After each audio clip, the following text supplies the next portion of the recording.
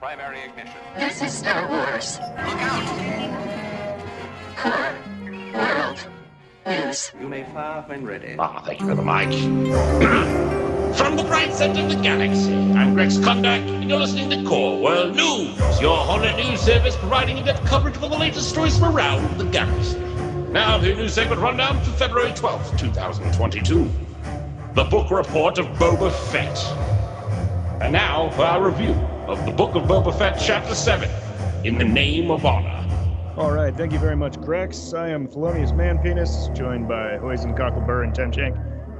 Oh, wait, sorry. We didn't want to use our real names. I'm Ben, and I'm joined with Grant and Adam.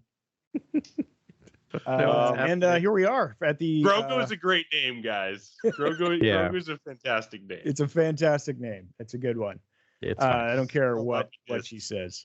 Yes, we've seen the finale of the Book of Boba Fett. Now the full collection's out there for you to admire in all of its glory, and what a capstone it was. Legendary. About 1 billion things happened during it. It was a buffet of Star Wars action, and I was delighted by it.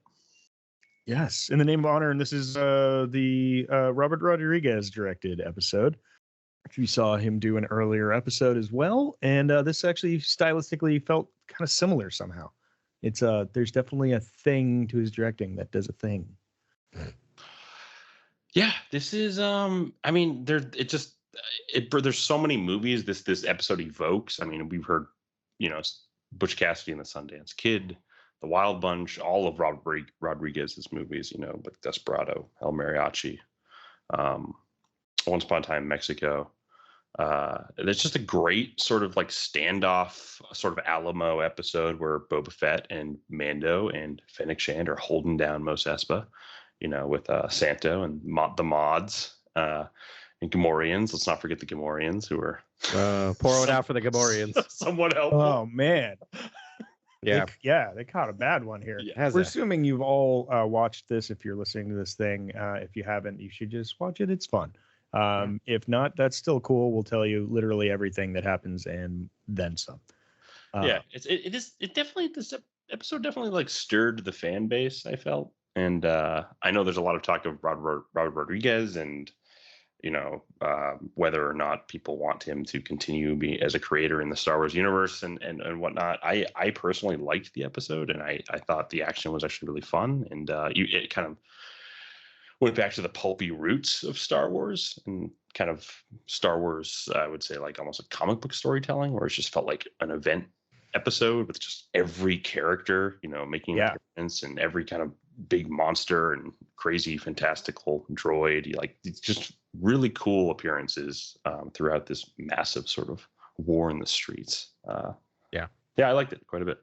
Yeah, I think it's interesting. I feel like, a lot of the questions when we heard Rodriguez was going to be helming part of the show is, are we going to get Spy Kids Rodriguez or the El Mariachi trilogy Rodriguez? And I think what we found out is we got both. I feel like this episode definitely leaned more to the El Mariachi trilogy. El Mariachi was the one I picked out as well. He did some of he referenced some of his own material, and I grew as a kid of the 90s. I grew up on those films. I watched El Mariachi and Desperado a lot when I was a teenager. And so I really appreciated, to me, there's out and out action in this episode, but I was all about the two standoff moments where just the dialogue was great. The tension was ramped up. I mean, just some of the camera movement in it was really amazing.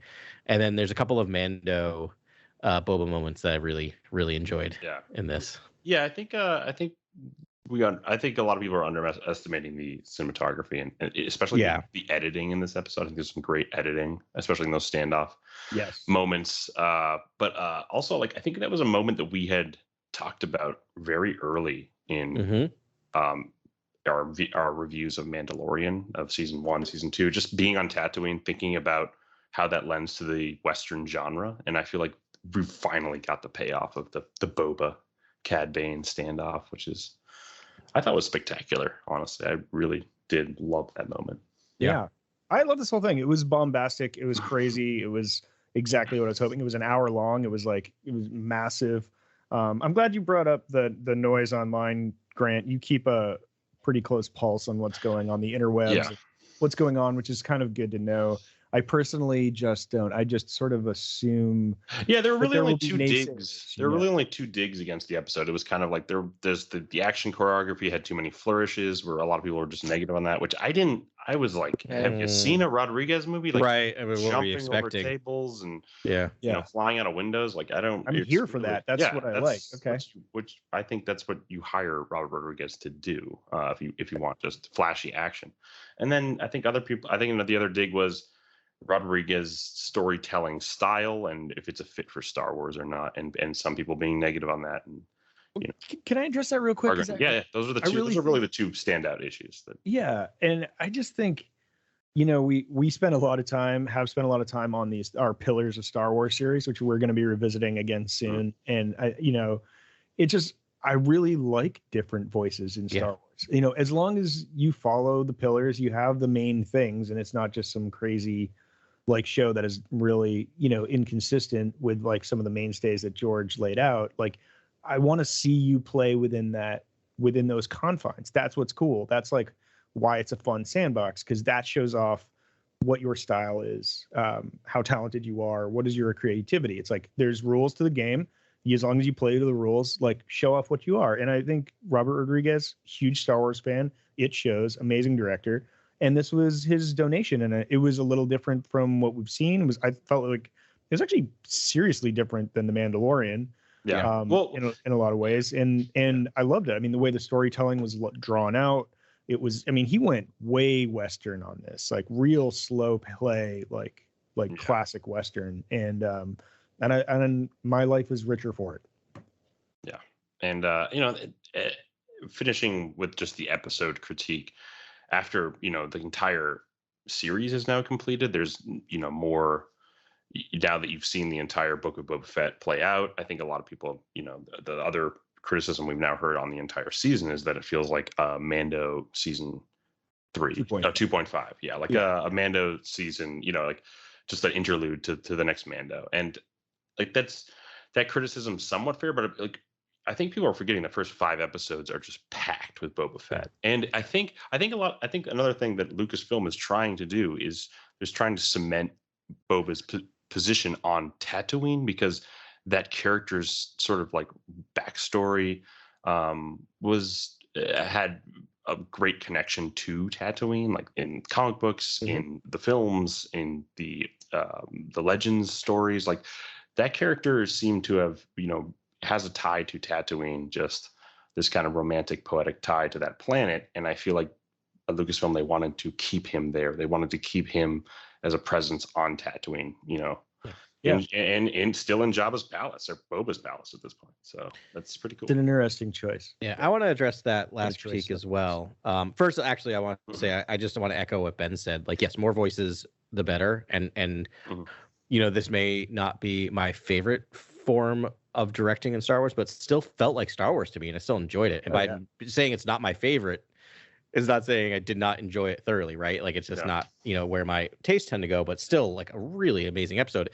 And it was a very Robert Rodriguez episode. And this made me kind of realize that that's not my favorite type of directing, but it worked in Star Wars. The thing about it being Mando 2.5, I wholeheartedly agree with that critique. However, my response to that is, so what? Because that's a marketing issue, not a storytelling issue.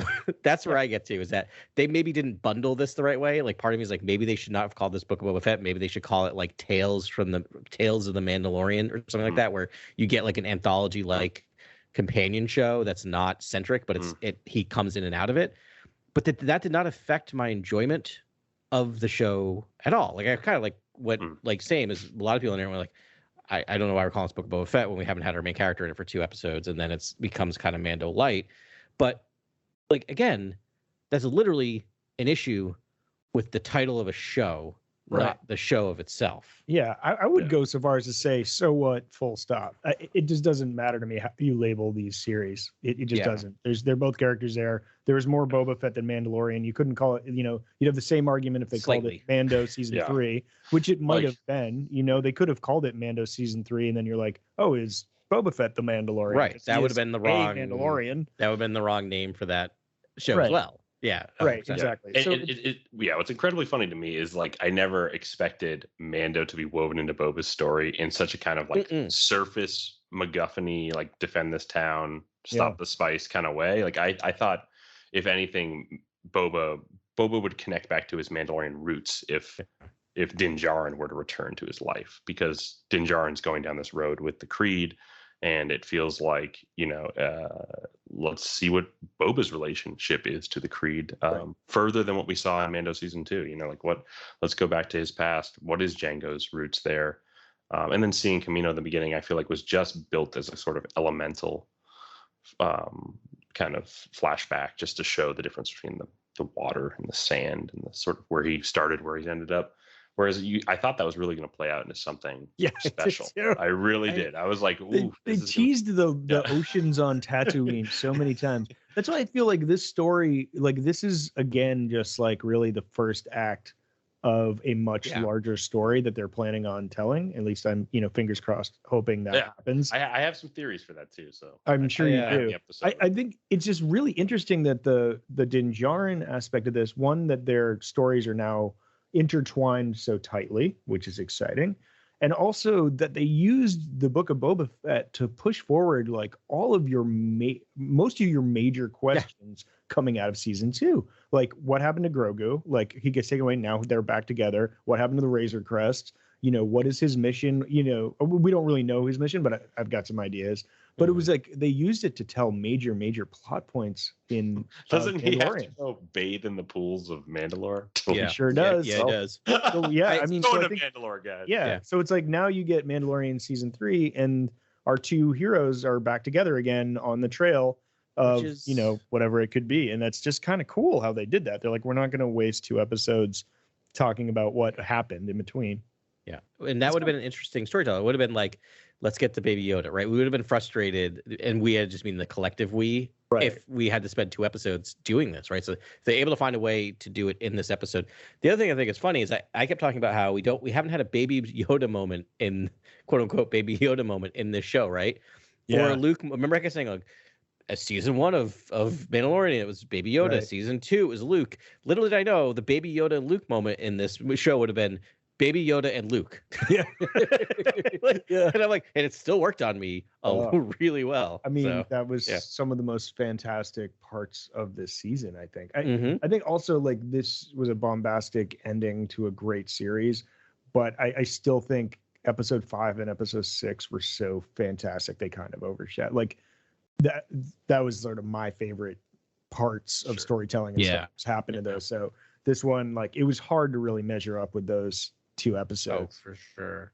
I want to address the talking about the flashbacks to Kamino, because what I started to put together in the show, because I was trying to think about this, about the Mandalorian is reluctant to form bonds in a lot of ways if you watch his story, right? Like, it's almost like he's just he keeps accidentally putting together this team, but he's not like he doesn't talk to like Cobb Vanth or Amy Sedaris's character or why am I break Grief Karga to be like, oh, okay, now we'll come together and be a collective, right? It's just like, I have these people that I've done favors for and they can do favors for me, right? He's very much a loner, except for Baby Yoda.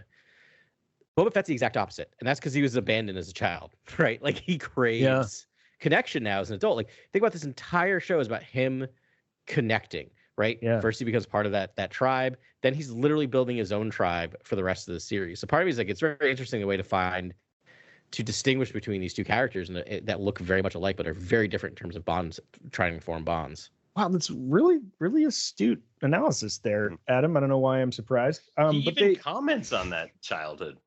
I'm not a child anymore. Yeah. It's crazy that the most nurturing experience in Boba Fett's life happened with the Tusken Raiders. Yeah. Right? Like, that's the experience that ties him to like I need to have a tribe of my own. I kind of love it. I think it fits perfectly with the canon, because obviously falling into the Sarlacc pit, he's going to stumble out. Where is he going to go? Right. Where did you guys think he would have gone after that Sarlacc pit?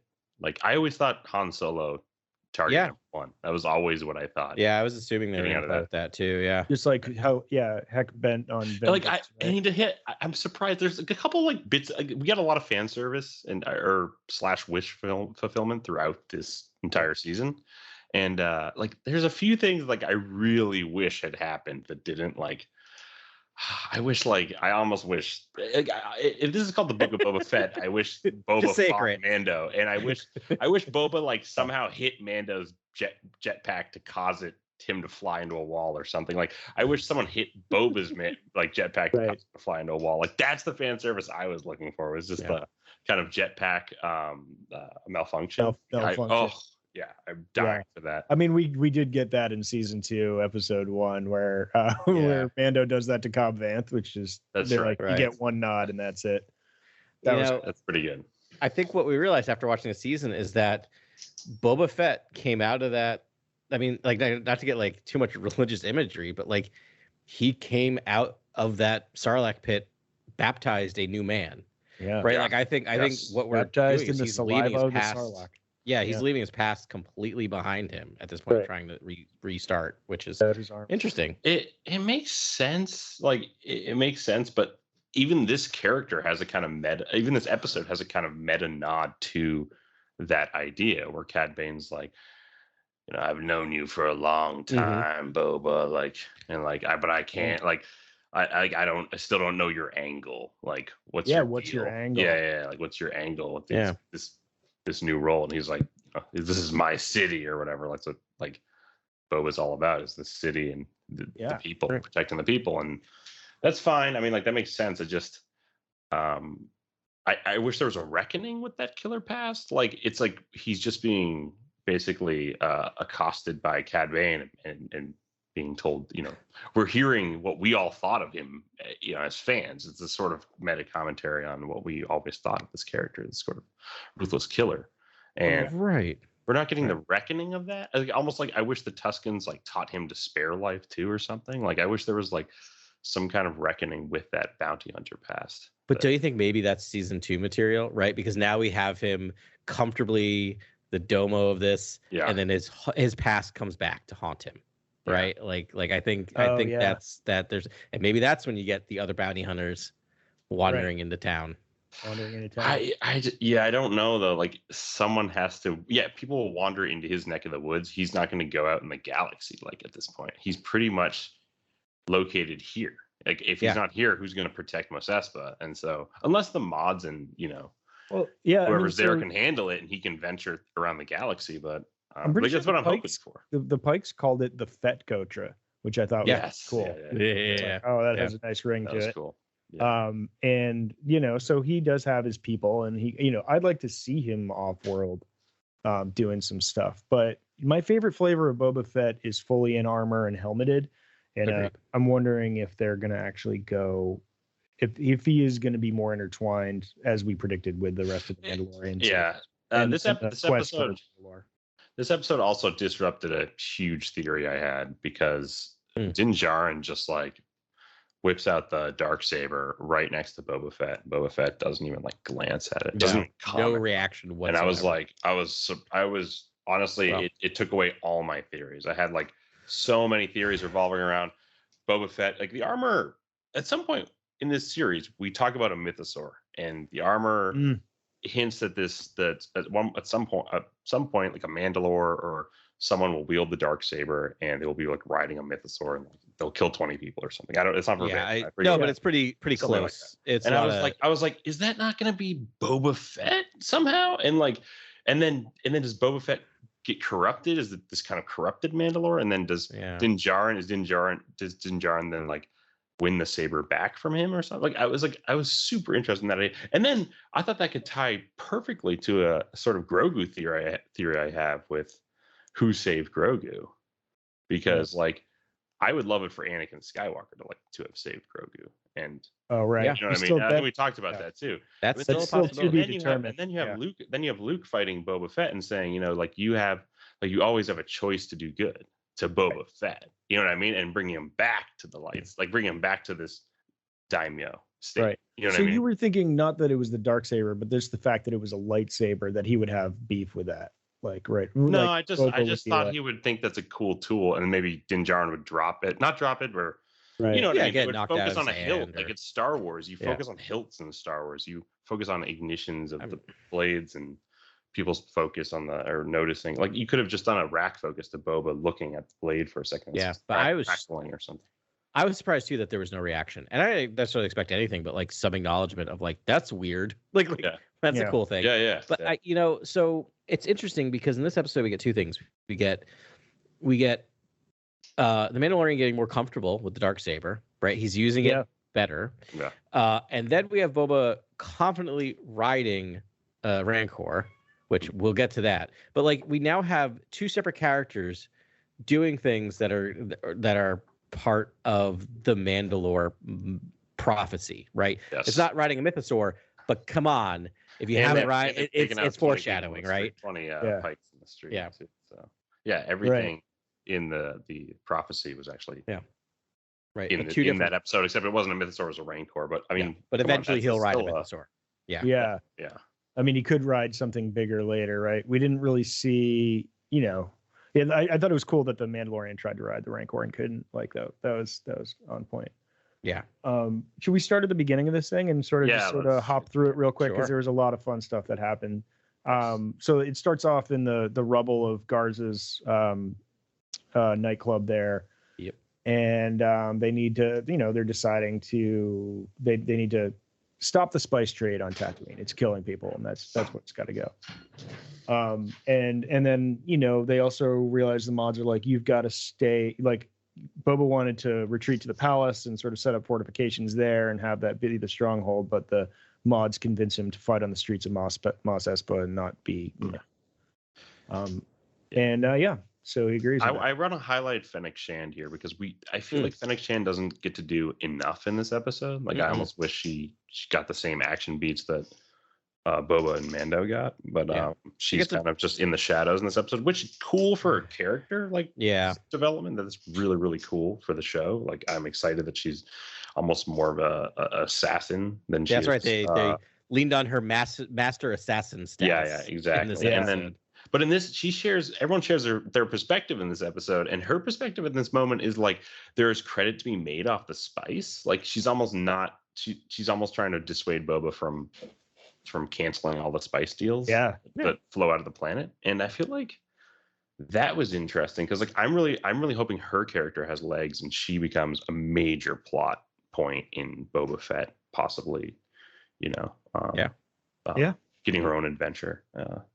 But we don't get enough of her in this episode. And I really liked in the beginning there where she talks about, Jabba the Hutt's business was the spice, and like dropping Jabba's name. Like it was just cool that she was featured in this early part of the story. Yeah. It was interesting that they're like, what the problem here is the spice trade, and it like, what's going to keep us from making money is actually the thing that makes the most money on the planet. The spice is killing our people.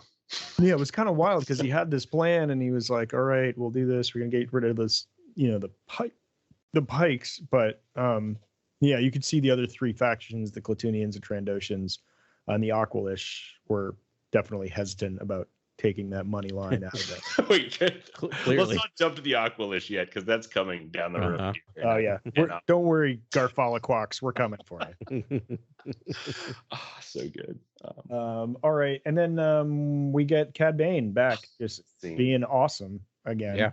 And talking with it, like, how good was his conversation with the mayor?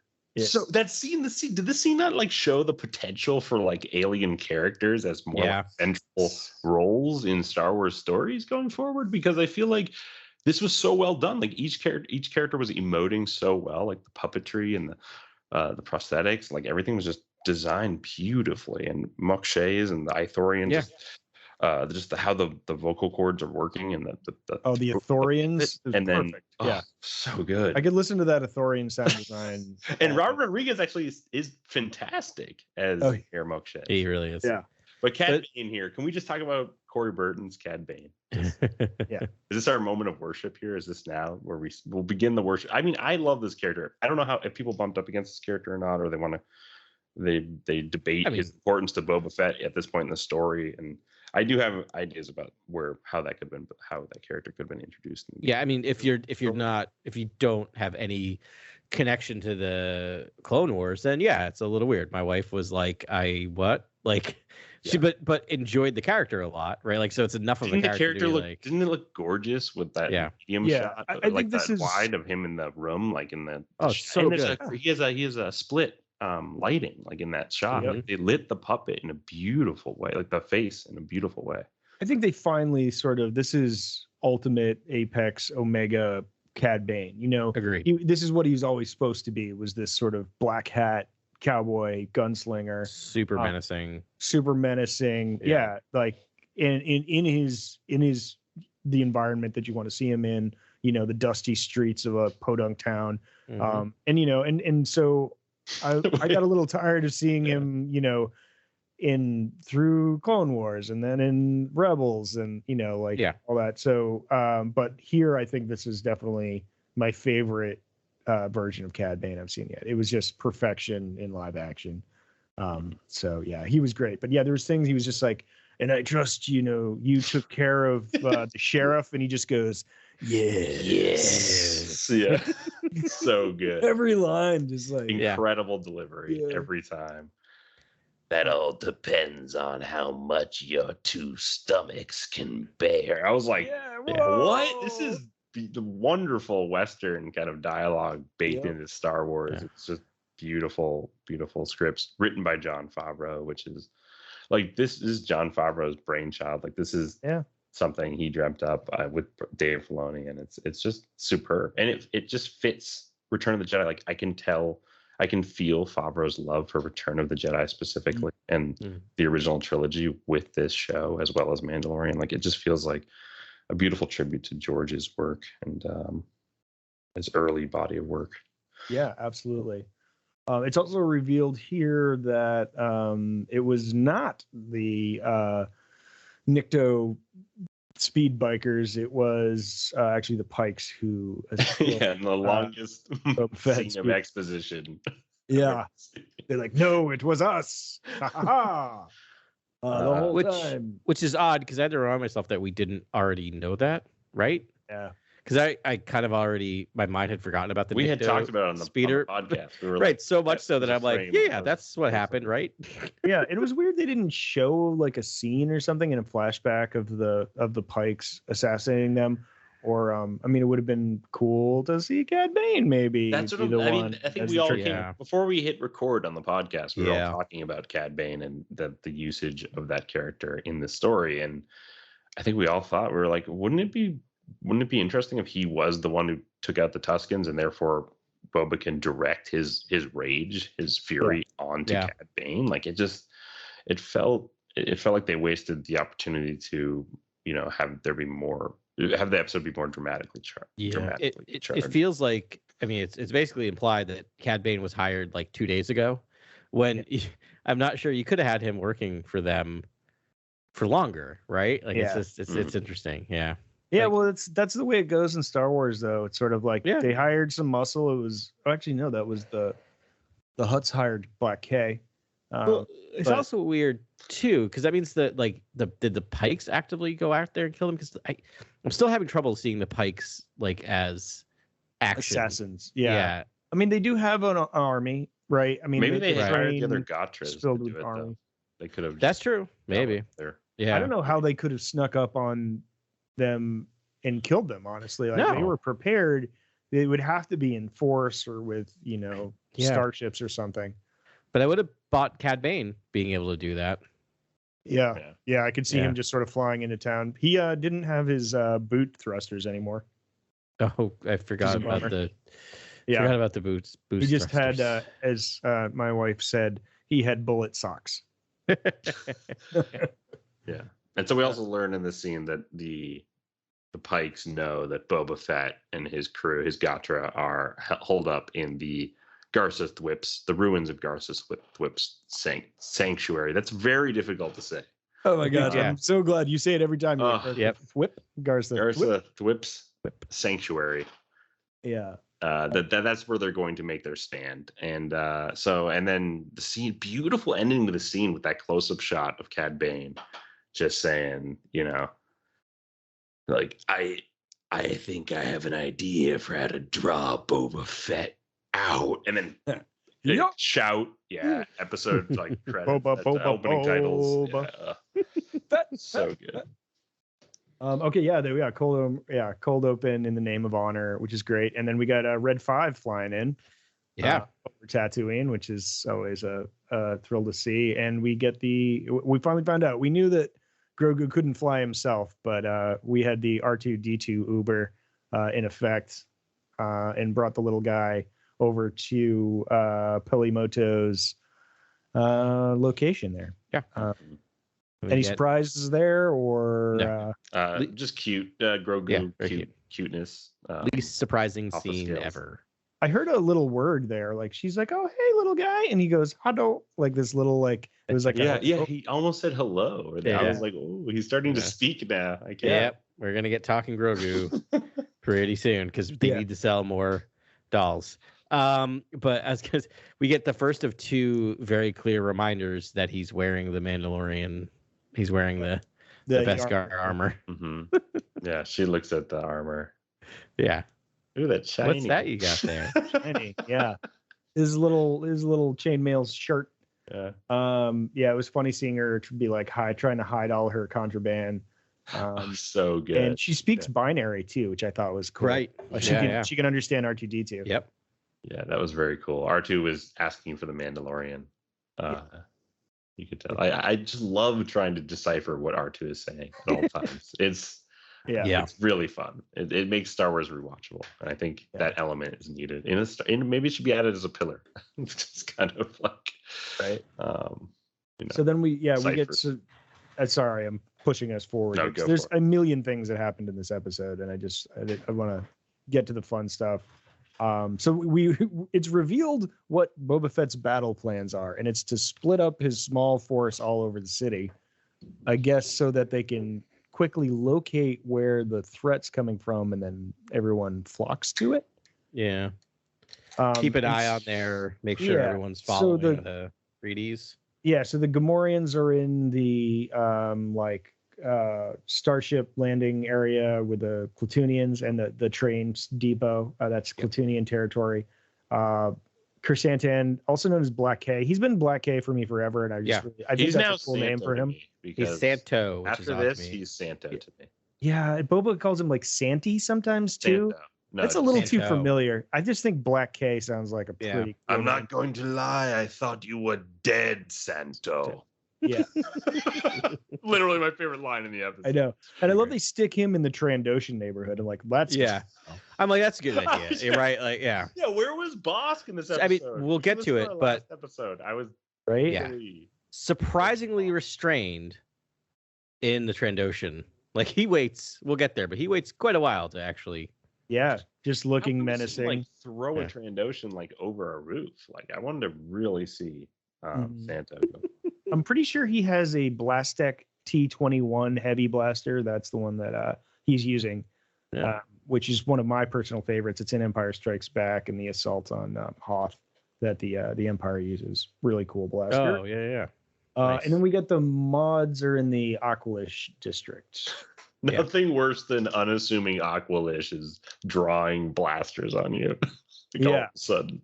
Yeah, you're like, wait, what? Oh God, a lot of weird facial hair and facial features, etc. Pretty menacing. And then we get more of this. We get another Bane tease, like the worst Bane tease ever. He's in the OK Corral there and trying to draw. This is him trying to draw Boba Fett out, and does draw him out. Yeah. What do you guys think when you saw this? Like, what were you thinking was going to play out in this situation? This. Like in terms of like, I figured it would be nothing. Yeah, I figured it'd be a discussion because you gotta save that. You gotta save that for later. Right. But it was still very tense. I just the Western stuff I love. Like I just love I just love the terms like I've got back shooters too. Like I just love the idea of back shooters. I'm just like, I like that term. I like that a lot. Yeah. Yeah. I mean, it took a little mental wrestling for me on this part because I was like, just smoke him. You have Fennec Shan, Boba Fett, in Mandalorian with blasters trained on him, like just like get it done with. I'm like, why wouldn't they just smoke him? But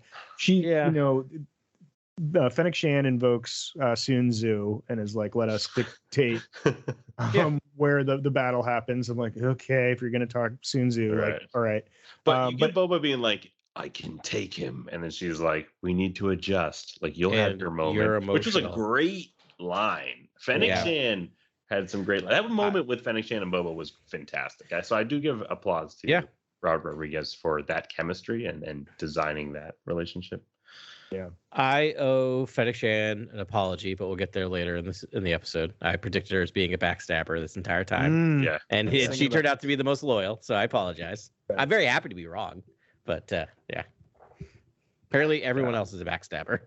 I just love when Boba was like, he's like, if you're here for a job, like you're too late, and then Cad Bane is just like, and then when Cad Bane responds, it's like it's a long shot, so he's far away and menacing, and he's like, I already have a job. I was like, it was such a threat in that moment because of the long shot. So the editing was really nice in this episode. There were some smart edits. Which I mean, if what's interesting is like clearly Cad Bane wanted to draw Boba out and get Boba fighting, knowing that at the same time, which we'll get to in a second, all of his backup were being taken care of. Yes. Right. And what's interesting is because of what Fennec Shan convinced Boba to do, it's freed up Fennec Shan to go save the mods. So if this didn't happen, the mods would not have made it out. Right. I didn't think they were going to make it out in the first place. I predicted they would all die. Like his whole Gotra would be dead. Yeah. So Fennec Shan was right. By doing that, it bought them time and also allowed her to go take care of other business, which we'll get to in a bit. Yeah, and also, gave Boba a fighting chance. Well, like, how did you guys feel when Boba was like he's like, tell your client negotiations are terminated, and then like Cad Bane just like walks away. I was like, I would have thought Cad Bane would have drawn his blaster and tried to in that moment. Yeah, start the fight himself, especially given his philosophy that he shares. I think that accomplished the same thing. Yeah. The reason why is I think once he knew he couldn't bait Boba, he wants to test his mettle against Boba fair and square. As much as Cad Bane is a black hat, he wanted to get him to draw. Okay, so it's a fair thing. And so he would have been dead if Cad Bane shot first. Cad Bane wants a fair fight. He's like 80 years old and he still thinks he's faster than Boba, and he wants to test. He is faster than Boba, but we'll get there. Yeah, he is. That's what was. He's just senile and forgot about armor, but we'll get there. Okay, and then we have the traitors reveal themselves. So you weren't far off, Adam. It just wasn't Fennec. It was everyone else. It was the Aqualish. Yeah, mostly the Aqualish. Mostly Aqualish. Yeah. So the trap sprung on all of them. R.I.P. the Gamorrean guards. That's a bummer, man. Those guys were great. And I really liked in episode 6 where like the Major Domo was like, he was off world actually, and the Gamorrean guard just like squeals at him and like gets in his face and scares him. I don't know. The Gamorreans were really. I was really warming up to. Me too. See them go. Yeah, the Gamorreans could have. I wish the Gamorrean kind of went ham on all those guys instead of just being backed over a cliff. And but that's just my own wish fulfillment that I'd like. Right, and then Santo gets overwhelmed by Trandoshans. Apparently, that was going to be the end. Yes, but of course, Trandoshans know anything about their day-to-day tidings. Buying bread and they're at the market. Trading in calamari floss. Suddenly just draw blades and just charge Santo. And it's no. Kind of comedic, honestly. It feels very just high pulp in that. I have to fight you on the word charge. They draw blades. Oh yeah, sorry. Slowly approach, and eventually he decides to start shooting at the Trandoshans, varnishing blades against him. It's a real slow reaction. It's a slow there march. I'm sorry, it's not charge. It's a very slow. It's a very slow walk, menacing walk. But he's like, maybe this will turn out okay. We'll see. Yeah, was Santo being like, I don't know, maybe they're just cutting meat, all of them. Like there wasn't a blaster among them. It was all melee weapons. Yeah. And he's just like, I don't know, maybe they just all happened to grab those at the same time. He's like, this is a bad dream. Wake up. Yeah, this is fine. But it's brutal when they actually like start attacking him. There's a lot of like, this really got its TV-14 rating. There's a lot of slicing and cutting and stabbing. Actually he gets hit in the back. Yeah, he does. And I think that the weapon that hit him in the back was the same one that, I want to say that Lando had in his like guard uniform. Yeah. That was his weapon that I remember from the action figure. But so traders, crazy. Fennec makes her play for the Pikes, and on the way saves all the mods. And then they get back to the sanctuary. Yeah. Back to the sanctuary. Yeah. And really great Boba Mando moment. Boba Mando Major Domo moment too. Yeah, we'll talk about Major Domo. My favorite character.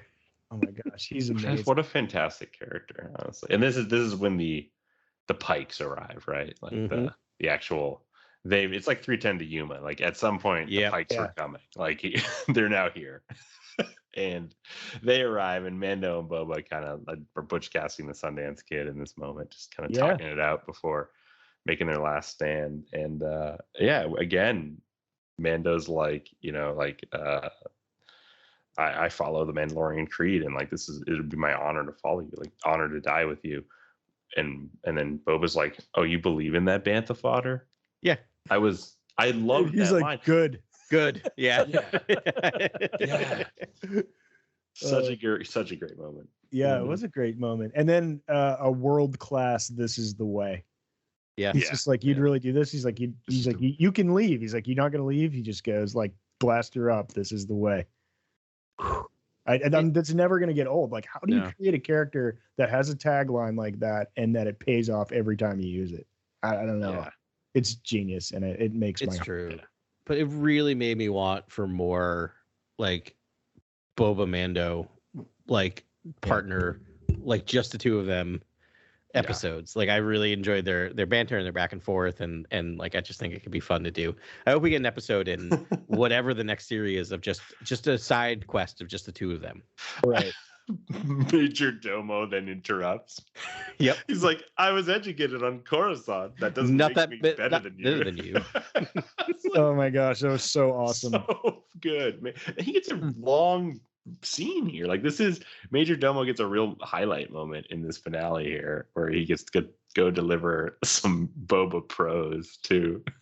Oh my gosh, him like explaining himself. And then, he did this thing with his mouth once. Like, the acting was astounding. Like, it was so funny. He was such a funny character. And David Pasquale, I don't know, but I feel like I just the one downside. I don't know how to say this because I'm glad it didn't work out this way, but the right comedy button on this would be for him to actually get blasted. Yes. Yeah, right. Like that would have been the comedy button, but they didn't want their stratagem. Oh, he's like, I may be so bold to offer additional counsel. I was like, this is an incredible character. Like, I wouldn't mind seeing more of this character. And that's why they didn't kill him, is because they know they had gold with this guy. So they're like, this will pay off later. Yeah. When he's out there reading the thing, I mean, and he's just dying inside as he's reading. But like, before he even gets out there, the guy goes like, all right, read it, tailhead. And he's like, because of the, okay. Yeah, he pretends to not know. What an enchanting sobriquet. Yeah. I mean, what I love too is he's 100% going to be Boba's bib next season, right? Like he's going to be his bib Fortuna. And that's going to be amazing. I don't know. I always got the feeling that Boba sent him out to do the same thing that he did to Boba as like a lesson. He was like, go tell someone else that you can deliver nothing. You can deliver on nothing, and then see what happens to you. And I really did think he was doomed at that point. I thought the Pikes were just gonna like. I did too. I thought that was gonna be it. Yeah. And then we get some of the best jetpack fighting. Yes. Finally, jetpack since like episode 2. Yeah, this was like the open the toy chest moment. This was let's go wild with Boba and Mando, and they just like Butch Cassidy and Sundance Kid. Like instead of just running out the front door, they just like jetpack out from like from above. That's the story. If Butch Cassidy and the Sundance Kid had jetpacks, they would have made it. I mean, you're not Spoiler wrong. alert. Yeah. I could have used more jetpacks, but I guess there's limitations, something, because like they use their jetpacks and then ultimately landed right in the middle of a shooting gallery and just stayed there getting pelted. Right it's in like, the kill box. Like find some cover. Like find some cover. Everyone knows this. Yeah. Right into the kill There's box. the bottleneck. Let's go aim right there. Yeah, and just shoot all around us, which was still awesome. They were still gunning fools down. And then we're ultimately bailed out by the Freetowners that came through, which was cool to see them. That was a fun moment. Yes, we get our first enter stage right hero moment of 7. Yeah. Which was Adam.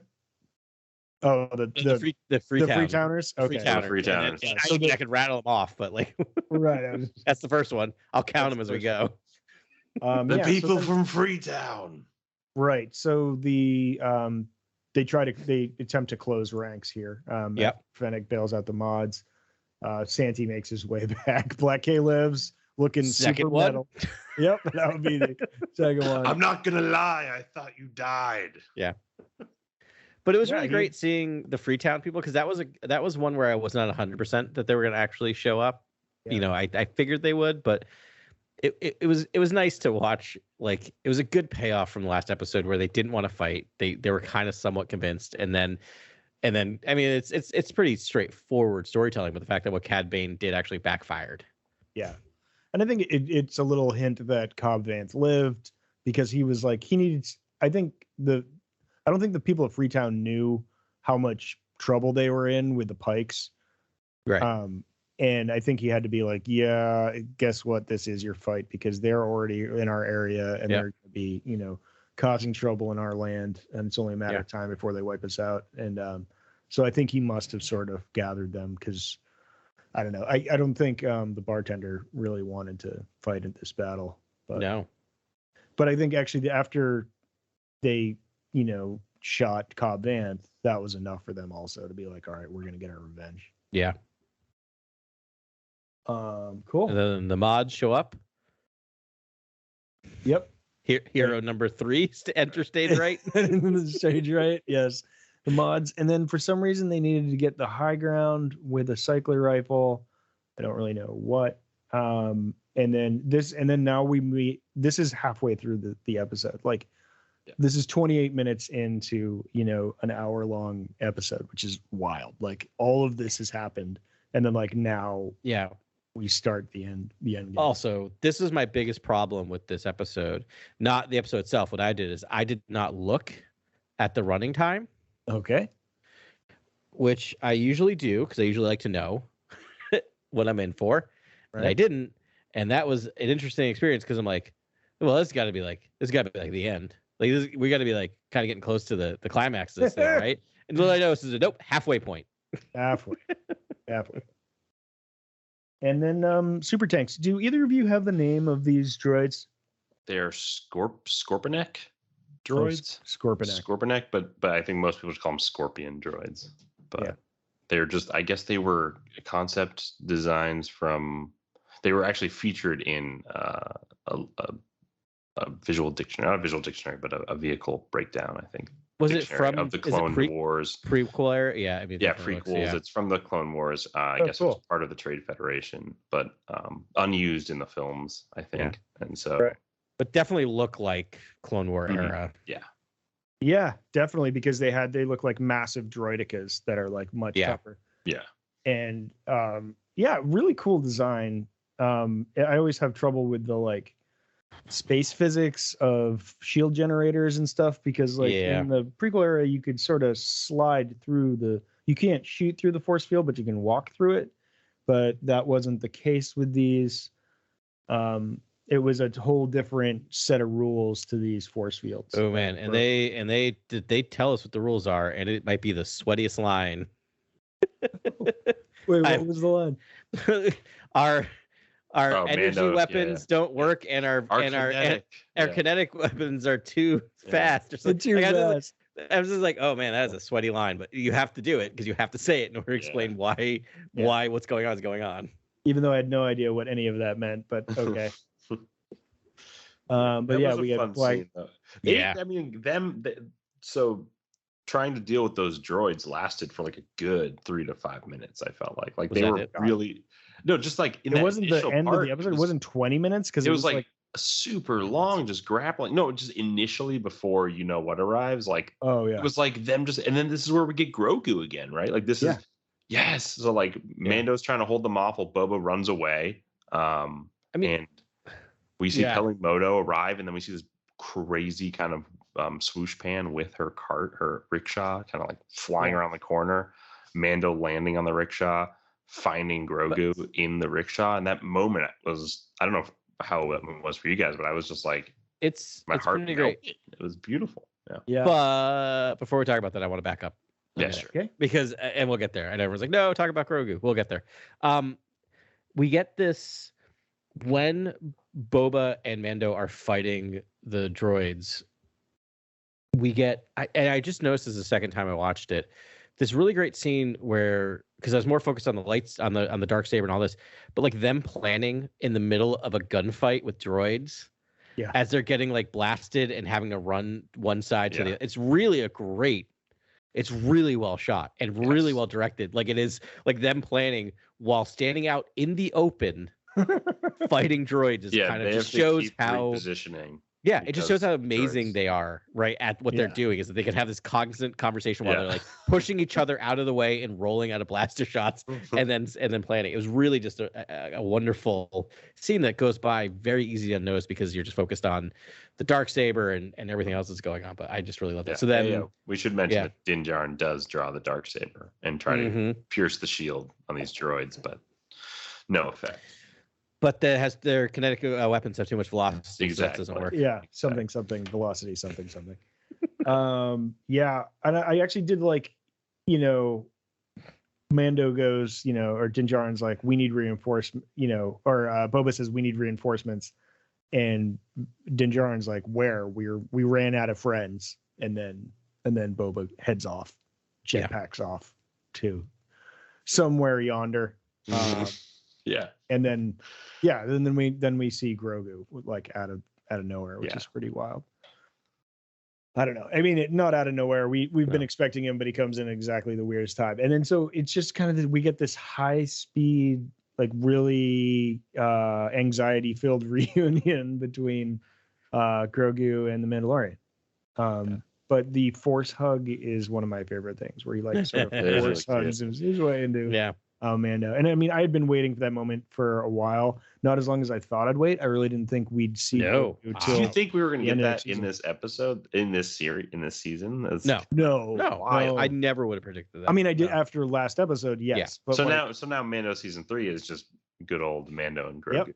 Yeah, we're gonna cut in like, I love that. No, we'll cut in media res. They're gonna be out doing their own thing. Like it's Adventure is gonna find them. I feel like more than they're gonna seek out. Like, you know what I mean? The problem's gonna come to them in season 3. We can talk at the end, but I have thoughts. Lone Wolf and Cub. I have awesome thoughts of what's gonna come. I'm so excited for all of them. But we get them back together again, and maybe a glimpse at sort of what their future holds as far as their dynamic. Which is sort of funny because we get the Mandalorian with a lightsaber and the Jedi with nothing, just like armor. Which is for now, or shirt, as the Mandalorian calls it. As a shirt.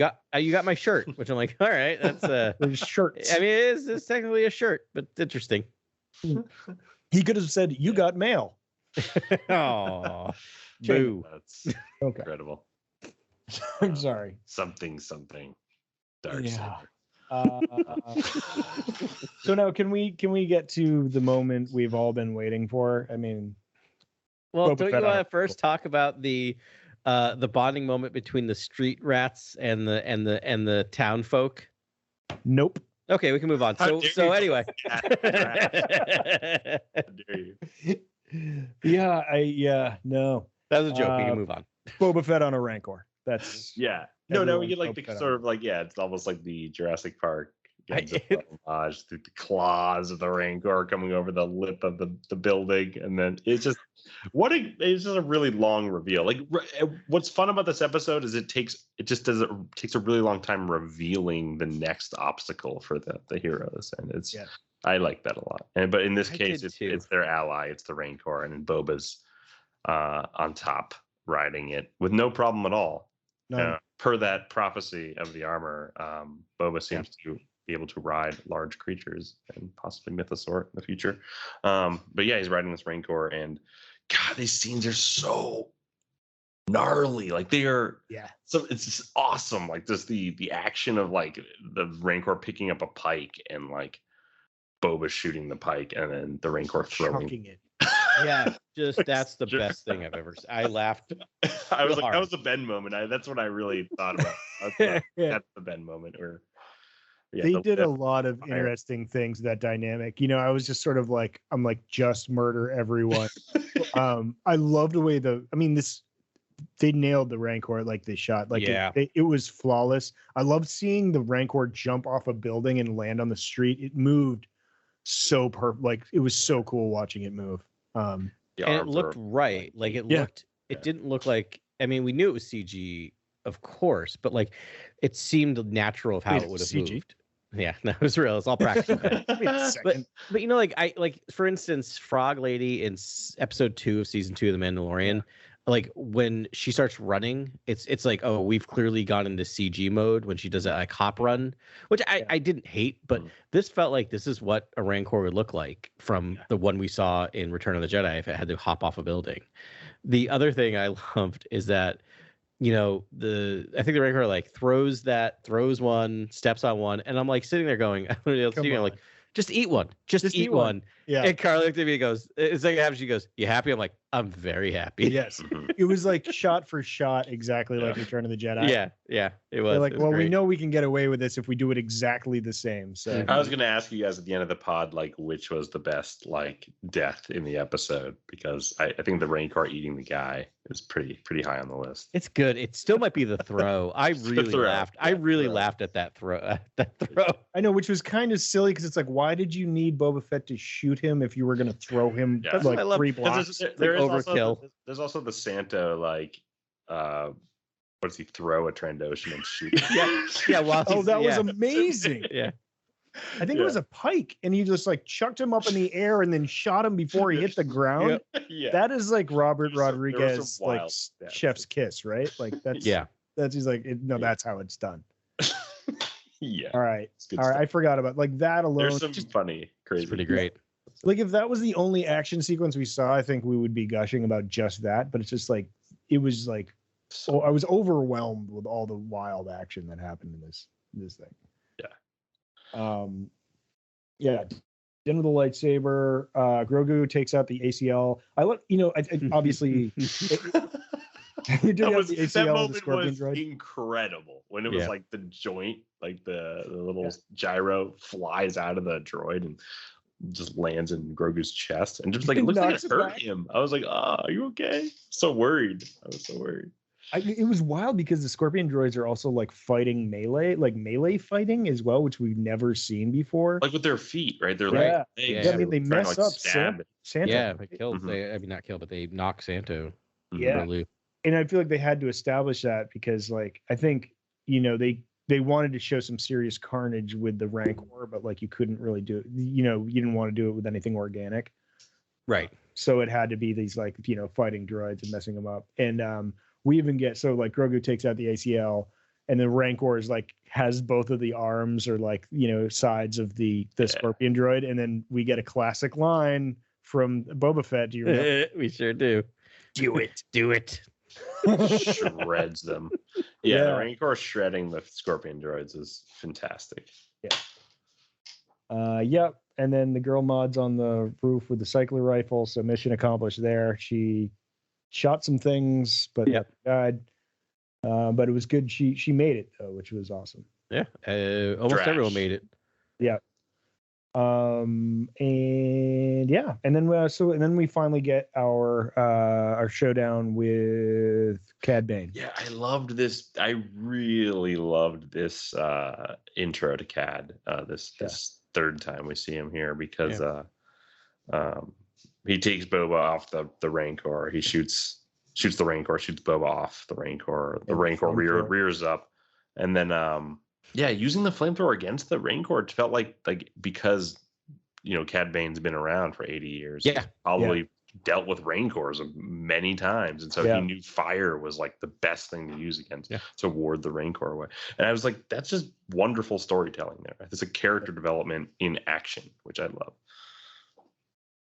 And it was great. So we finally got our showdown here. I wanted someone to be faster than Cadbane. Like, I feel like it's Filoni's pride that wouldn't allow anyone to be a quicker draw than Cadbane.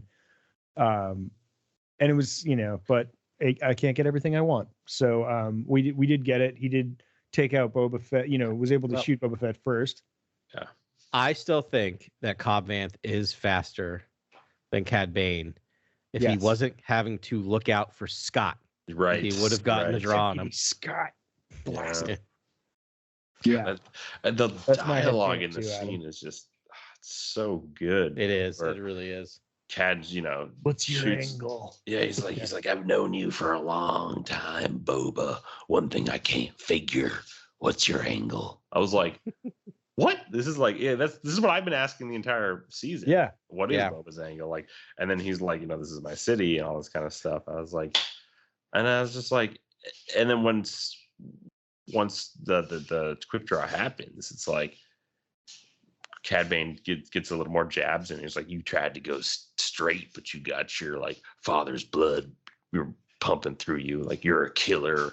And I was like, all right, now we're getting to what I think the story almost should have been from the beginning, which is like Boba reckoning with the killer past, the connection to his father, who was a merciless bounty hunter, and just like dealing with that basically. And it's kind of, it starts here. We'll see where it goes in Boba season 2.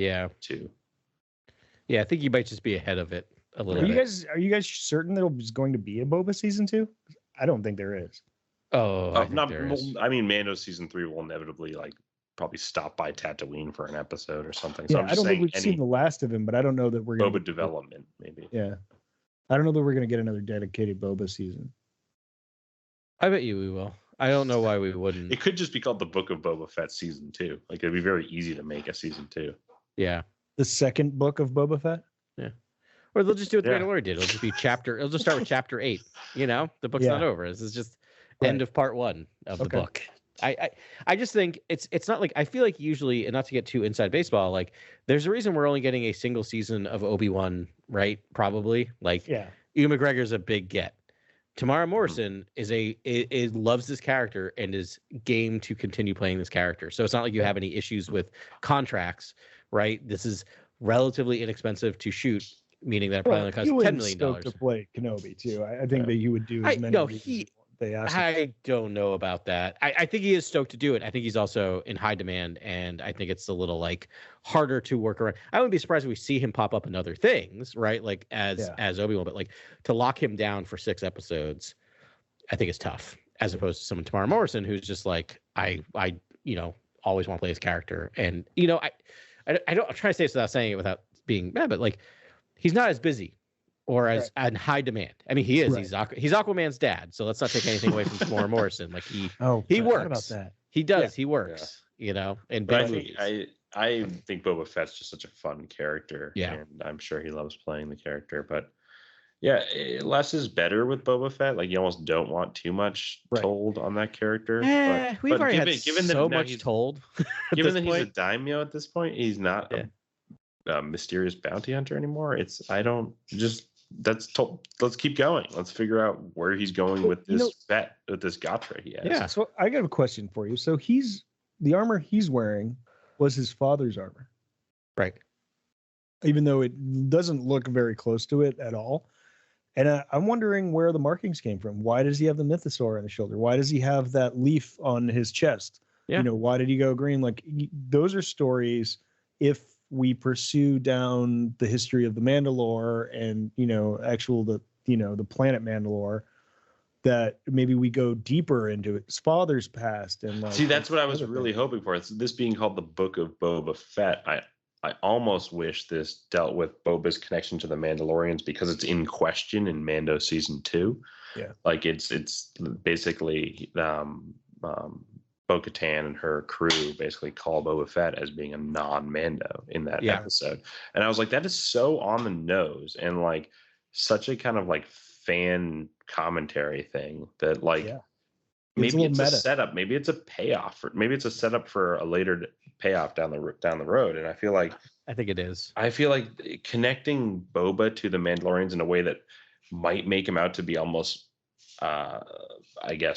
more of closer to the heir to the mantle of Mandalore than anyone else, basically be more sort of part of that bloodline, possibly part of the original clans before Death Watch, before Ren, before I mean, is that what this show is doing though, right? Because this show, what we've done, as I talked before, is that Mando is being set up as not wanting to lead, not wanting to be part of something bigger than themselves.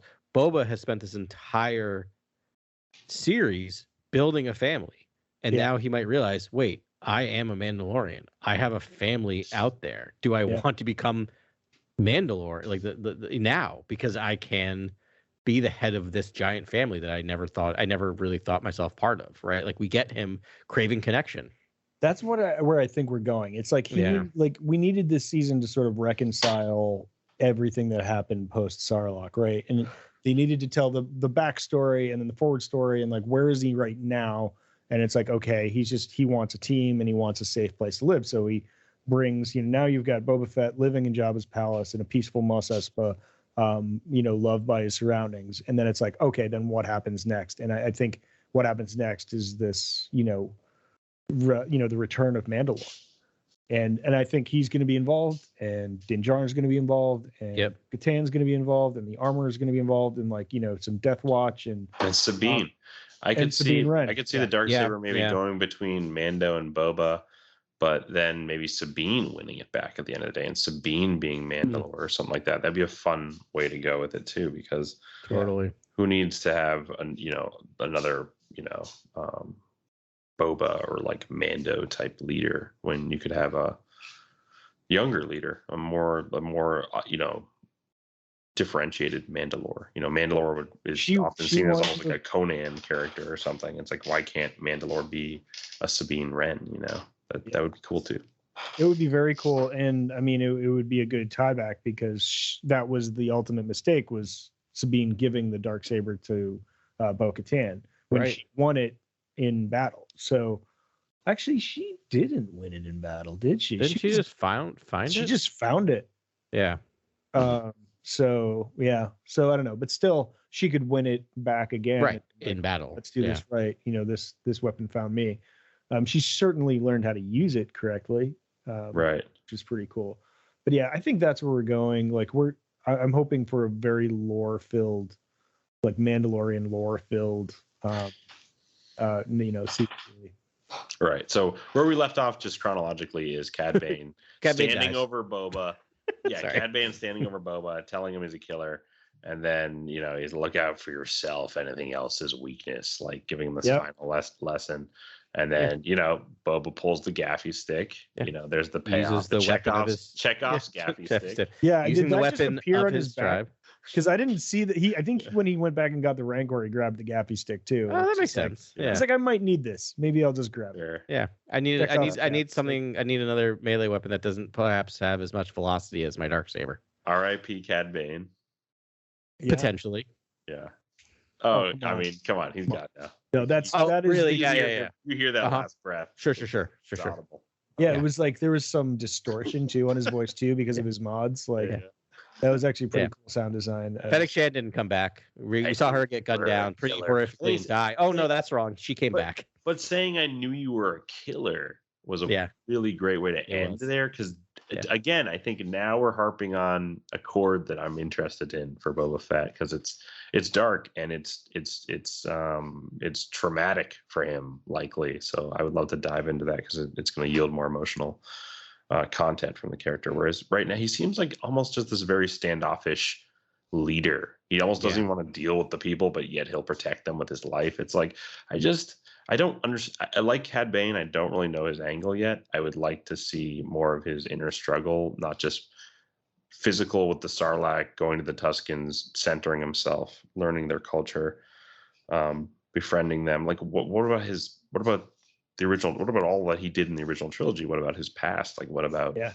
all that time, like hunting Han Solo, like no commentary on the Han Solo. That was the other thing I was like really hoping for in this season, is just like say the guy's name for a second or something. Like, do you like hint at something that maybe like there's one who I owe or something like that. Like you got to take out, there's one debt I still have to, pay, or like, I don't know, like something where he hints at going to hunt Han because he does feel Han, Luke, or were involved in him falling the Sarlacc pit.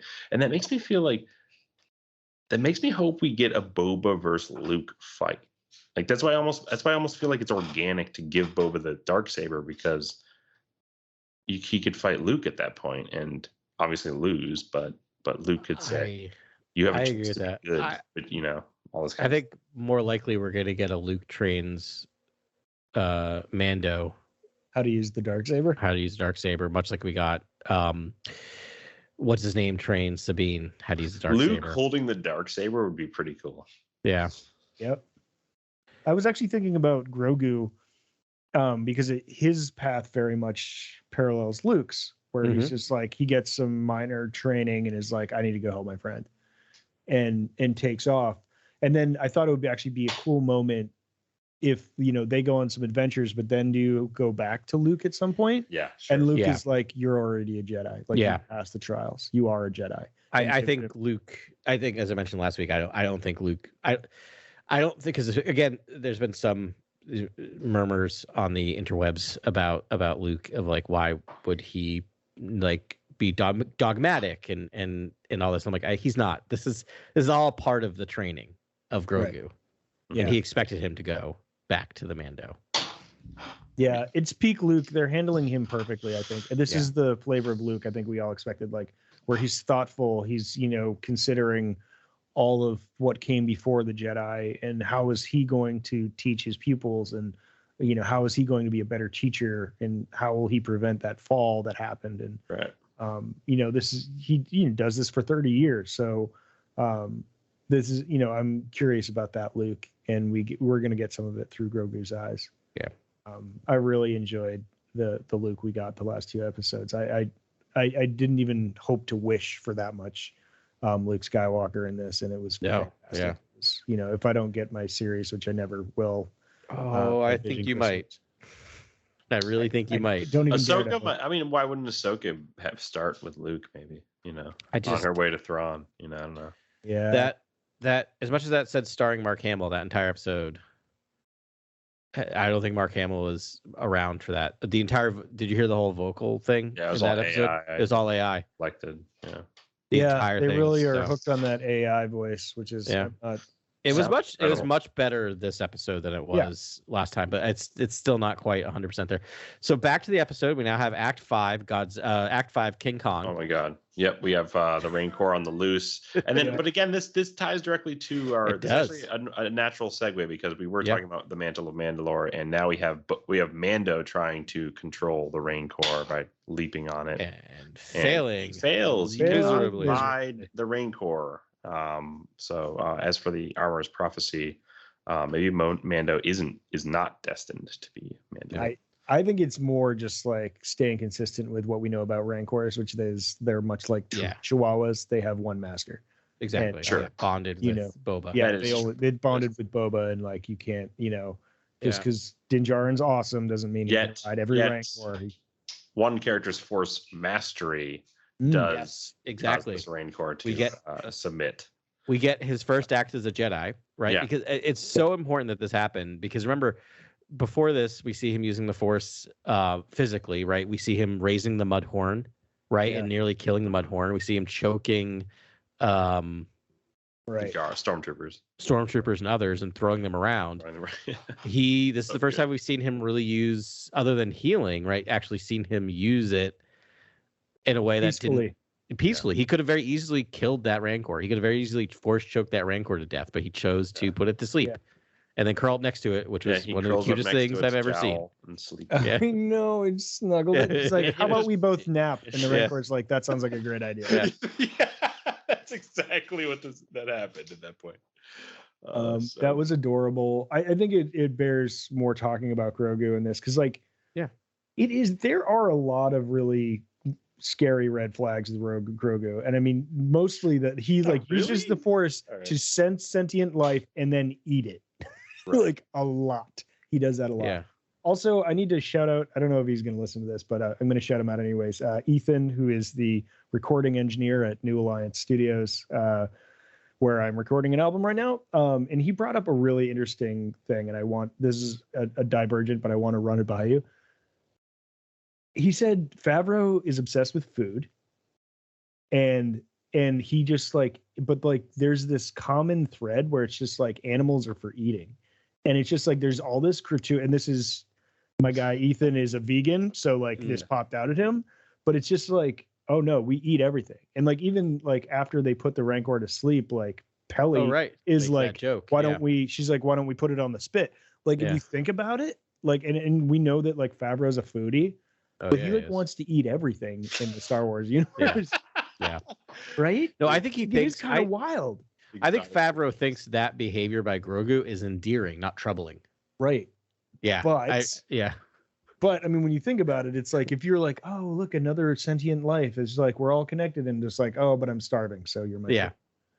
I mean, you got to be cold. Well, it's also like Luke shows him, if you use this power correctly, you could use it to not only raise one frog, but all of the frogs. You can eat all the frogs. Yeah. Luminous beings are we, not this crude matter. Right. So you're just returning makes them sense to the that Force. Baby Yoda. Yeah, he's just eating the Force and returning it to the Force. Yeah. That's how I see it. But it is kind of interesting. But it's a really interesting observation. There is, I didn't think about it, but the second you mentioned it, I'm like, I think he's onto something. It is very food centric, which again, Favreau is very food centric. I mean, he has the Chef Show on Netflix, which I think is back for season 3 or 4. Yeah, but you can see before there was definitely times where they sort of backed off that. Where in the original trilogy where they're not always eating all the creatures they see, and it's there's a lot of foodstuffs and K rations and stuff. And don't know. It could be vegetable matter or whatever, but here they just eat everything. Yeah, everyone's the banquet carnivore. Scene. They have roasted animals. There's the Kawaki and monkey lizard scene, which is Anyways, sorry, little aside there. Yeah, but it makes the world feel lived in if there's food being cooked around. However, so now Mos Espa is. Fennec assassinations. Yeah. Holy cow! We all forgot about Fennec Shan because she was just gone. Fennec Shan was gone for 40 minutes, and then comes back into this episode. Comes back in a way, assassinates the Pike Syndicate leader, Mayor Mukshez, in brutal fashion. Brutal.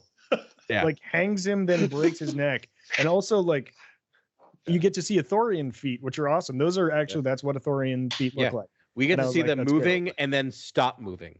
Yeah. Right. Very upsetting. Very upsetting. Yeah. Yeah. They're just hanging. She takes out 12 guys. Did she need to kill the mayor? I mean, okay.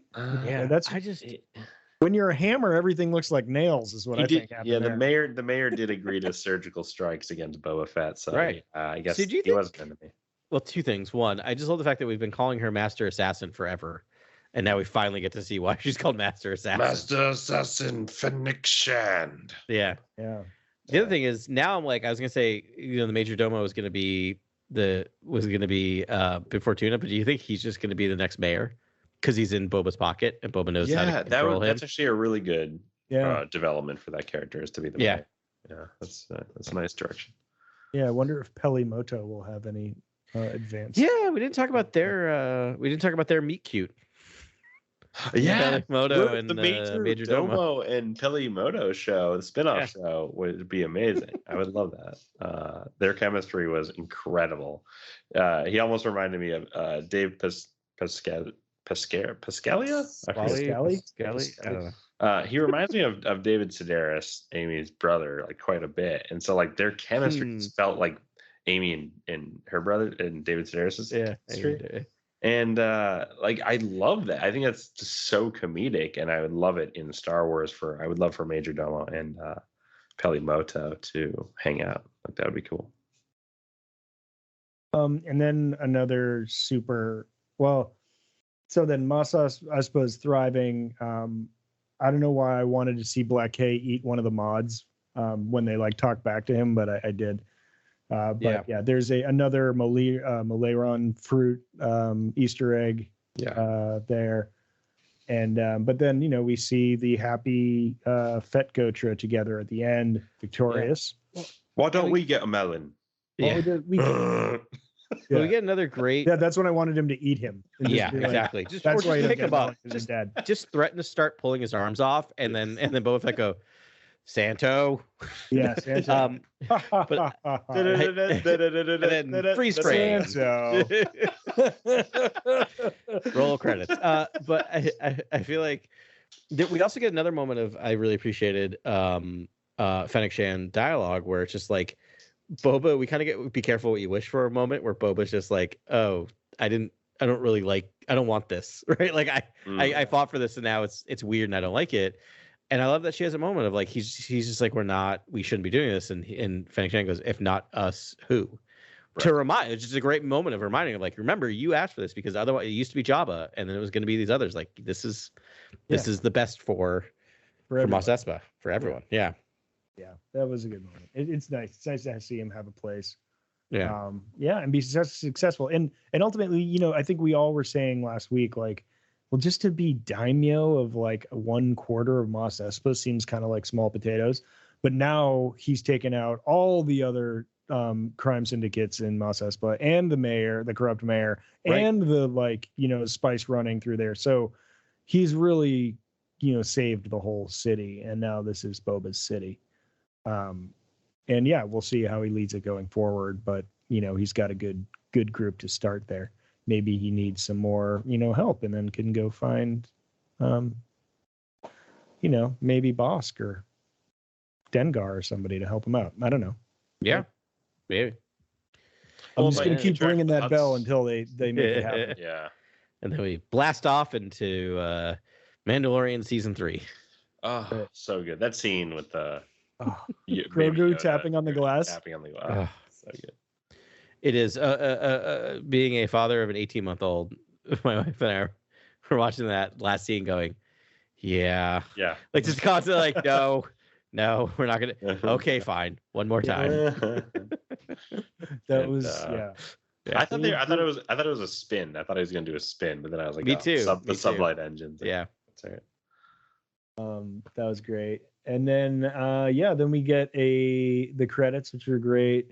I thought it was funny with the one of the concept arts, the Rancor climbing the spire actually had a female Twi'lek in one arm. It was just like not even trying to hide that it was King Kong. Like I don't know why people feel the need to have to. Is that why the tower was there in the first place? Like just it's massive kind of setup for the.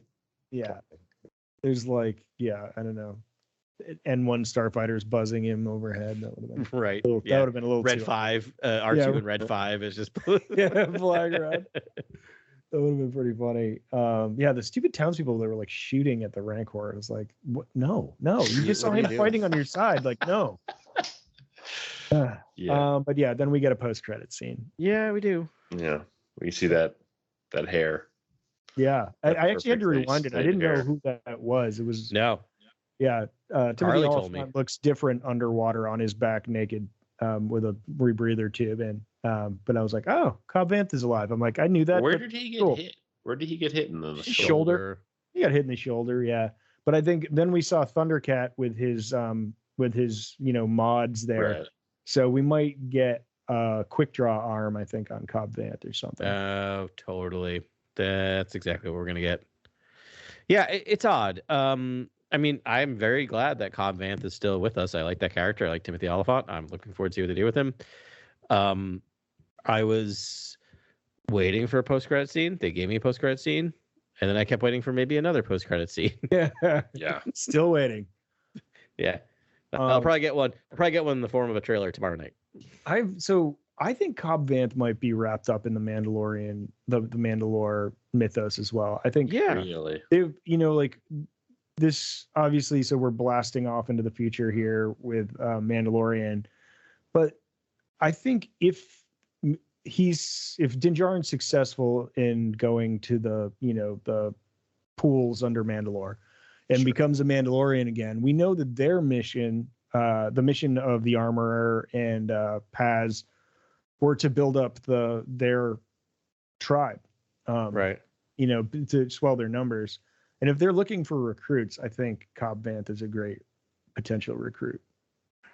I don't know if they do that or not, but he's already worn the armor once, and I think it would be pretty cool. He would be a pretty cool foundling. So he's given Cadbane's line. You shouldn't have given away his armor, and maybe hinting at maybe Vanth needs armor. Yeah, Vanth, like now that he's had it, is like, I could, get used to having that armor. Yeah. Like, why make it a post-credit scene that Cobb Vanth is returning? Like, I don't know. What is Oliphant getting his own show? Is he going to be sheriff, of Muspelgo, the show, of Freetown? I cannot imagine that. I mean, I'd love that. I love him, and I love that character.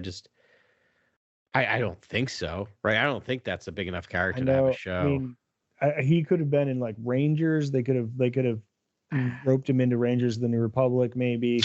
But I think his most exciting turn, which actually to legitimately become a Mandalorian, that would be fun. I mean, if you had Tamura Morrison and Pablo Pascal and Timothy Olyphant, that is a lineup. And then you add in Sabine Wren, and I don't know.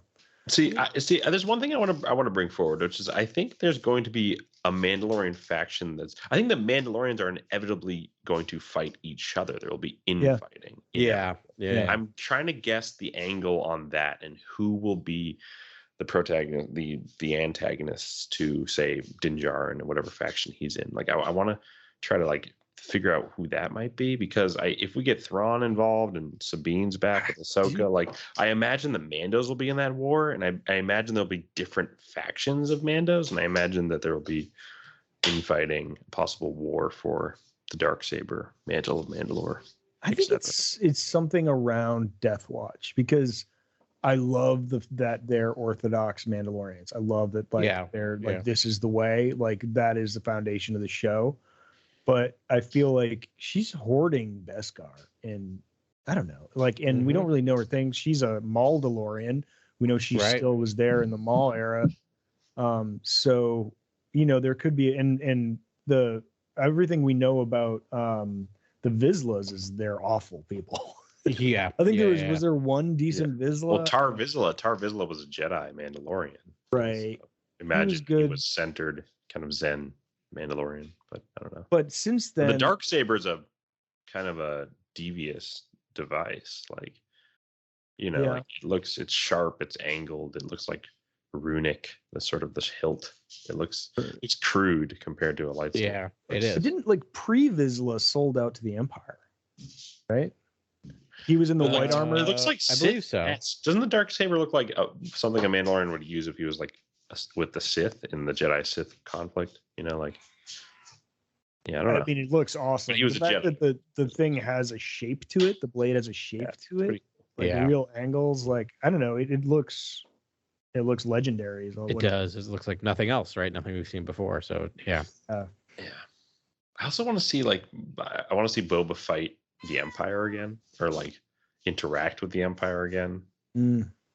I know we got precious little of that in season 2. That's true. None. He was just oof, Empire, trouble. Yeah, I'm not getting involved in that. I'll be your wheelman. When we see Thrawn again, is he running with? He's running with the remnant Empire, the Shattered Empire. I think he's with the Chiss Ascendant. He is purely Chiss. I don't. I think it's Shattered Empire, because we just got casting news about Ray Stevenson joining on. Yeah. To play an Imperial Admiral underneath with aside. Oh, really? Next to Thrawn, yeah. Yeah, in Ahsoka, right? Yes. Yeah. Oh, really? Yeah. That'd be interesting. That'd be interesting if he still has ties to the Empire, even though it's already lost. Like, I don't know. To me, like if he's already out in the unknown regions and reconnects with the Chiss Empire, like, or the Chiss Ascendancy, then I don't see the need for him to tie himself with a shattered empire. Even though I guess I don't really. I'm what if it's stuff, to uncover the kind of Operation Cinder or something? What if he tried to cloning? What if he tried to reconnect with the Empire for an SOS or something like that, and then he found out that like there was this sort of like scorched earth thing that policy that took place? You know, like what if? Yeah. And he's like, wow, so many people were just burned and destroyed, you know, as the Empire tried to get rid of all their evidence, their data, their armories, you know, like their garrisons. Yeah. Yeah. The other thing, the very like, if we're doing like Octum's Razor, right? Like in the old EU, right? I was gonna say, yeah, Zahn, that might have happened. Thrawn was kind of running the Shattered Empire and was obsessed with and found clone of a Jedi, right? Like, and there's cloning going on. So a lot of the elements are there and have been presented to us in the first 2 seasons of The Mandalorian. So it's kind of like, I think they're just setting up Thrawn and they're going to do a new EU version of that story. I was thinking that, and like, if they can, they will tiptoe around those Zahn books to sort of make them roughly canon, like as much to as not they can. discredit everything that happened there, you know. But that would tie him back where, you know, somehow he regained his position. He just walked back into his position in the Shattered Empire as a leader.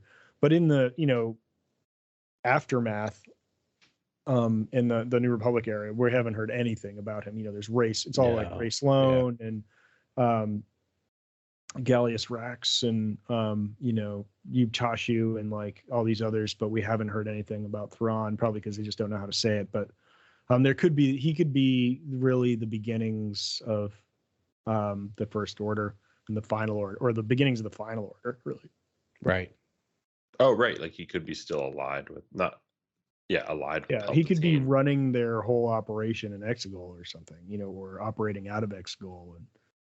And I don't know. And then we'd get like a look behind the curtain there as to like them building their forces and, you know, what things are going on. Right. Because there could be like archaeological sites at Exegol as well as that cloning facility that we find. Like, and that screams Thrawn. Art.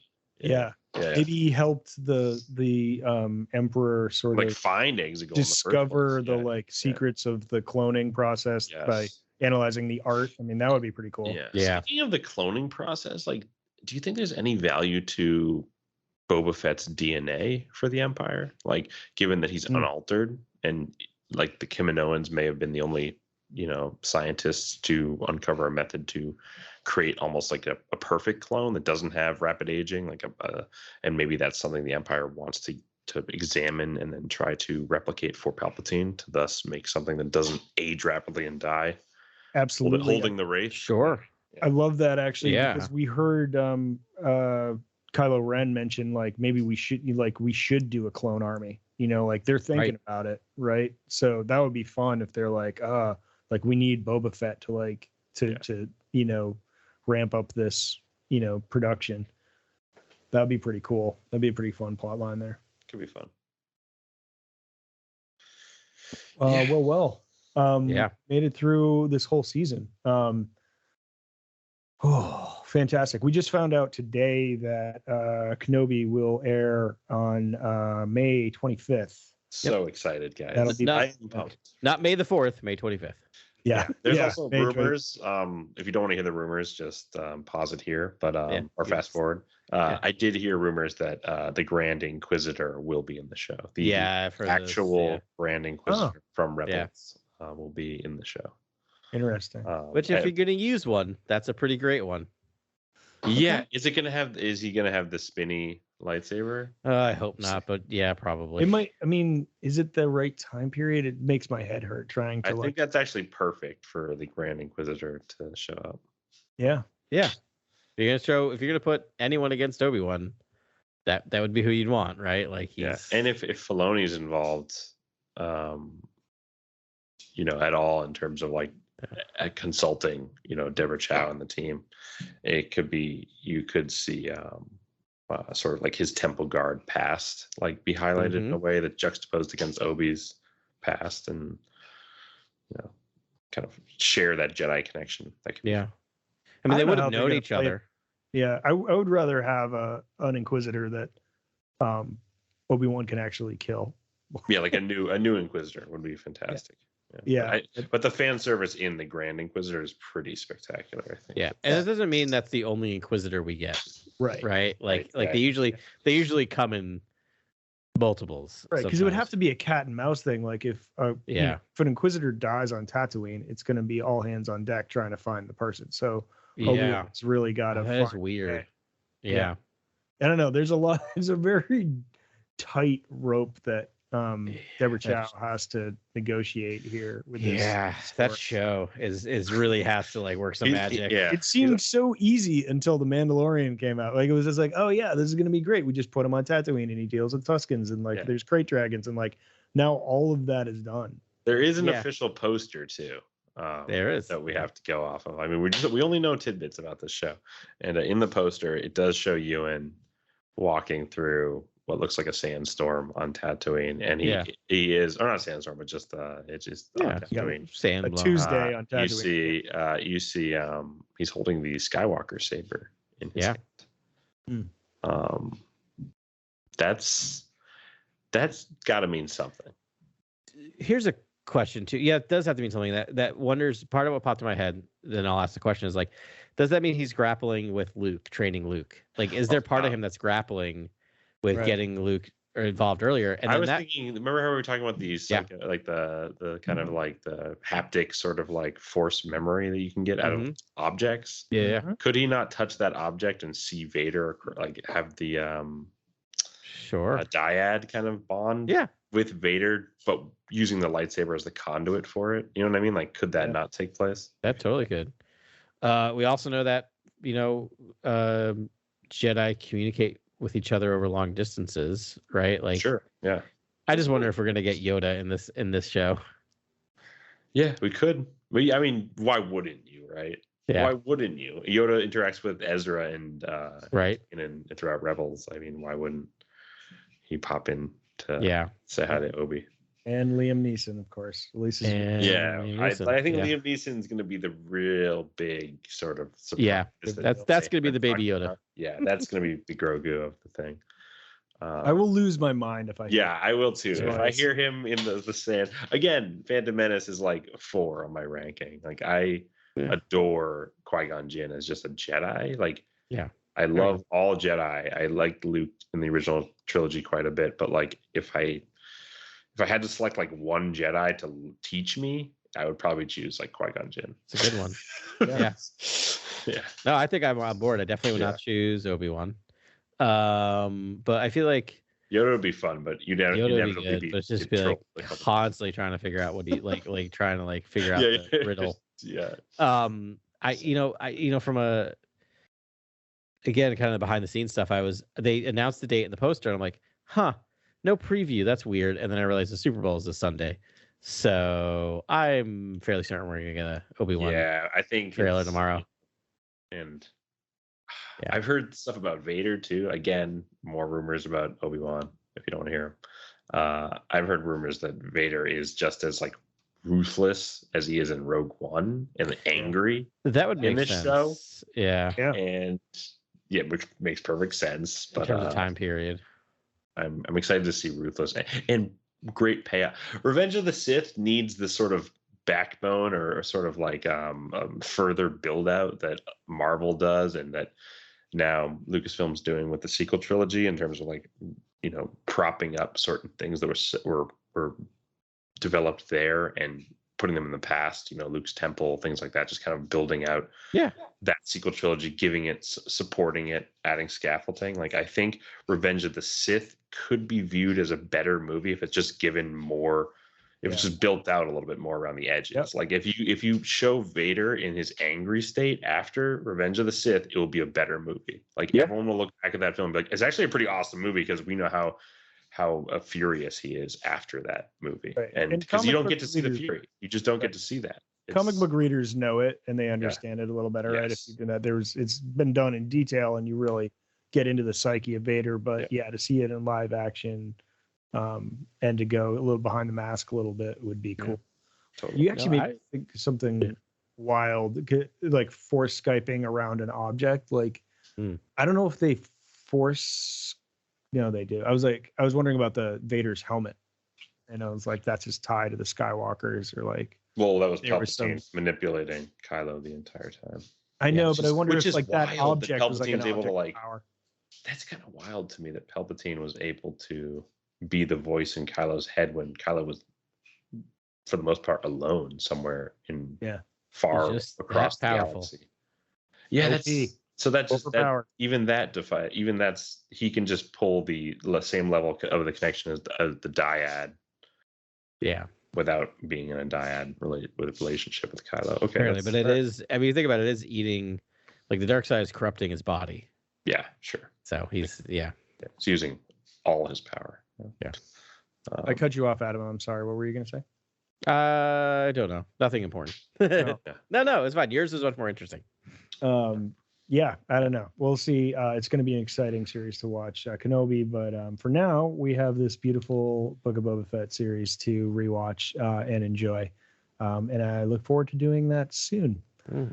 Yeah, great job. Thank you, everyone, for listening to us.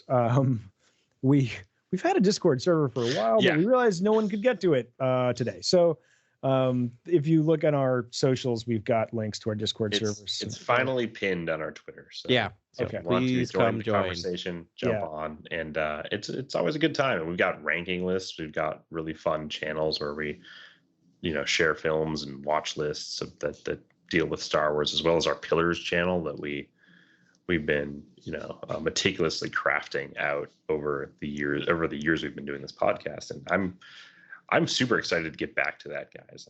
Like doing a Pillars episode in the future would be super. I am too. I want to really sort of solidify that because I think it's going to be a good touchstone as we analyze all these new fun series that are coming out. Yeah.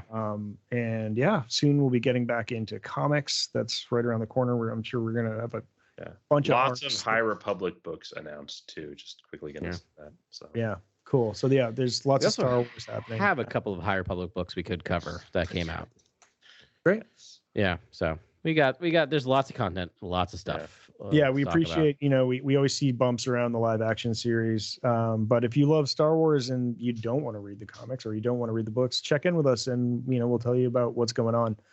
We encourage you to read the books and to read the comics. It's joyful and it's fantastic Star Wars. But but we're always here for you. We're keeping our fingers on the pulse of what's going on at a Lucasfilm and enjoying every second of it, frankly. So so thanks again for listening to us. We'll talk to you next week with a whole bunch of new Star Wars stuff. And may the Force be with you. This is Grex Kondak signing off. For the latest breaking news, follow @CoreWorldNews on Twitter and Instagram. Thank you and good night. Remember, the Force will be with you always.